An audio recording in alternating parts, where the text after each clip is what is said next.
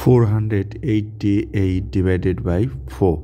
Here 4 is a divisor, so we need multiplication table of 4. 4 times 0, 0, 4 times 1, 4, 4 times 2, 8, 4 times 3, 12, 4 times 4, 16. To find out the multiplication table of 4, just add 4 with the previous step. 0 plus 4, 4, 4 plus 4, 8, 8 plus 4, 12, 12 plus 4, 16. 4 goes into this digit, first digit from this side, or left to right. 4 goes into 4 one time, write 1 time 4, 4, subtract 0, bring down the next digit. 0, 8 means 8. 4 goes into 8 how many times? 2 times. 2 times 4, 8, subtract 0, bring down this 8. 0, 8 means 8. 4 goes into 8 how many times? 2 times.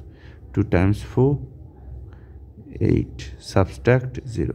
Our answer is 122.